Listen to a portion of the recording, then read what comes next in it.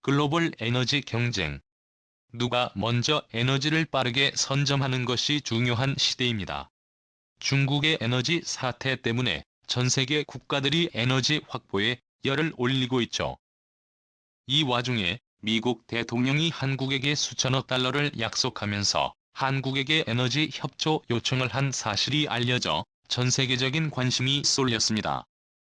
에너지 경쟁에 한국의 도움이 절실하다고 판단한 미국의 결정.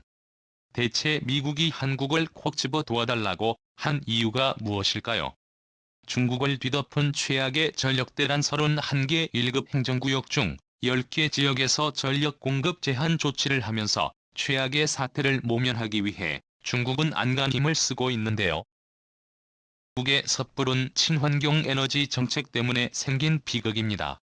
화력 에너지 의존도가 높은 상황에서 무리하게 친환경 정책을 추진하다가 지금과 같은 에너지 부족 사태가 벌어진 것이죠. 중국만 문제였다면 아무런 상관이 없겠지만 애꿎은 전 세계 국가들이 중국 때문에 에너지 대란을 겪고 있습니다. 바로 중국의 무자비한 자원사들에게 행보 때문인데요.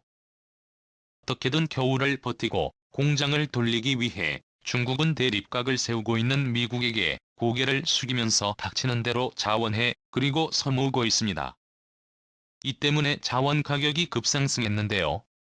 덩달아 해외에서 석유나 석탄 등 에너지 대부분을 외국에 의존하는 국가들은 갑자기 상승한 가격 때문에 비싼 값으로 자원을 구매해야 했습니다. 이 때문에 어떤 국가들은 충분한 양의 자원을 사들이지 못하게 되었죠. 이는 선진국들도 마찬가지입니다. 유럽 역시 중국의 전력난 때문에 피해를 보게 되었죠.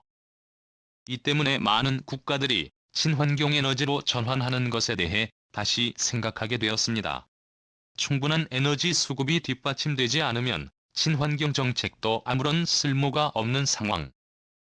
그래서 화석 에너지를 대체할 원자력에 많은 국가들이 관심을 가지기 시작했습니다. 영국의 보리스 존슨 총리는 원전의 비중을 확대하기로 결정하면서 2020년까지 넷째로 정책의 청사진을 공개했습니다. 프랑스도 프랑스 2030 프로젝트를 국민들 앞에 발표하면서 화석에너지 대신에 원자력의 비중을 높이겠다고 선언했죠. 심지어 유럽 10개국 경제 및 에너지 장관 16명이 한자리에 모여 녹색금융 분류 체계 원자력을 친환경 에너지로 취급해달라는 선언까지 하면서 원자력 발전에 엄청난 돈을 쏟겠다고 선언한 상태입니다. 유럽 외에도 일본 역시도 친환경 에너지로 원자력을 꼽으며 차세대 에너지원으로 원자력을 대표 에너지로 꼽았죠.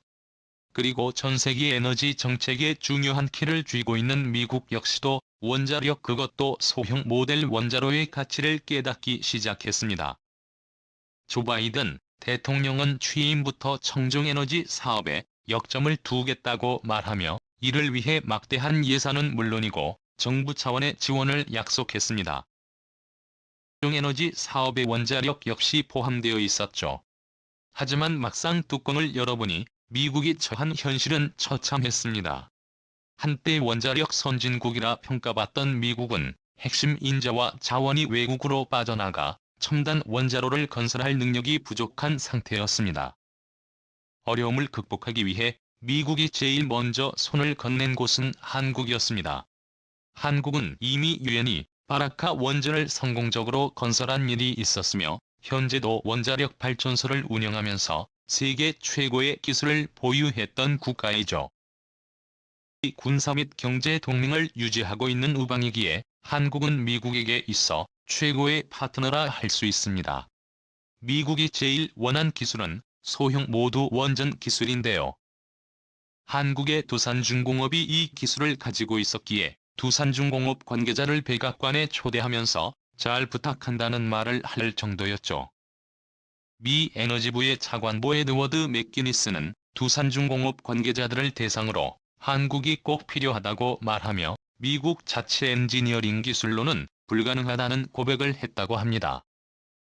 백악관에서도 한국 기술을 잡기 위한 노력을 했다는 것을 알 수 있는데요. 실제로 이 대화가 있고 나서 두산중공업은 12억 달러에 해당하는 기자재 납품 계약을 성사할 수 있었다고 합니다. 이미 과거에 한국은 3세대 원전인 에이피아 1400 제품을 개발해 미 원자력규제위원회의 설계 인증을 외국 기업 최초로 인정받았습니다. 오래전부터 입증된 실력은 사라지지 않는다는 걸 보여줬죠. 게다가 조 바이든 대통령은 한국과의 정상회담을 통해 원전 사업 공동 참여를 포함해 해외 원전 시장에서의 협력을 강화하기로 약속했습니다. 강화의 일환으로 두산중공업은 미국 아이다호 GSL 프로젝트 건설을 독점적으로 준비하게 되었습니다. 미 대통령이 한국에게 수천억 달러의 돈을 지원하면서 S야마의 기술의 패자가 되기 위해 안간 힘을 쓰고 있는 셈인데요. 한국의 도움 없이는 불가능하다는 것을 잘 알고 있는 미국은 한국과의 협력을 강조하며 기술 개발에 박차를 가하고 있습니다. 소형 모듈 원자로는 기존 대형 원전이 가진 단점을 줄이고 장점을 극대화한 곳으로 미래의 친환경 에너지로 각광받는 첨단 기술입니다.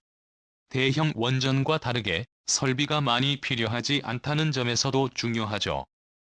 한국형 원전으로 유명한 에이피아 1400의 전기 출력이 1400메가와트인 것에 비해 약 6분의 1 수준인 200메가와트 수준만 필요해 에너지 절약에도 도움이 됩니다.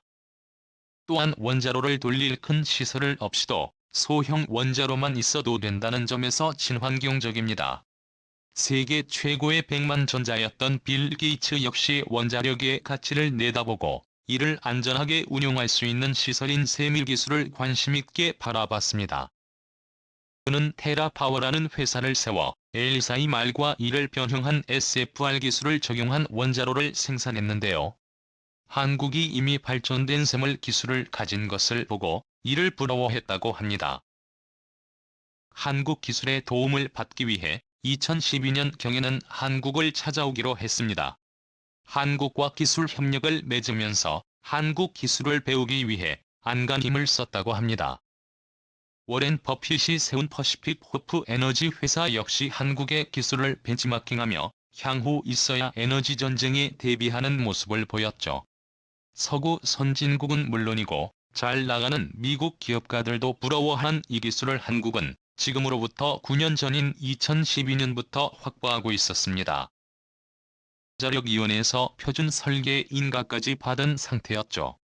하지만 불행히도 한국은 원자력이 아닌 다른 친환경 에너지 투자에 집중한 나머지 뛰어난 기술을 보유했음에도 불구하고 제대로 활용하지 못했습니다. 최근 에너지 대란을 지켜보며 원자력의 미래 먹거리가 달려있다는 것을 깨달은 정부는 신용의 샘물 개발을 서두르겠다고 발표했습니다. 제9차 원자력진흥위원회에서 혁신형 S샘물 개발을 발표한 대한민국은 소형 모두 원자로의 기술을 혁신하고 세계 원자력 시장의 글로벌 기준을 한국이 따라잡겠다고 발표했습니다. 한국원자력연구원도 무모대한 과학연구소를 착공해 소형 모델 원자로 시장에 터전을 마련하겠다고 말하며 치열하게 전개되고 있는 원자력 전쟁의 승자가 되겠다는 야심을 드러냈죠. 아직 한치 앞을 모르는 원자력 시장 경쟁. 앞으로 한국이 원자력 시장에서 선두를 달릴 수 있는 국가가 되길 바라며 미래에도 한국이 주도적인 역할을 할 수 있는 국가로 거듭나길 기원하겠습니다. 시청해주셔서 감사합니다.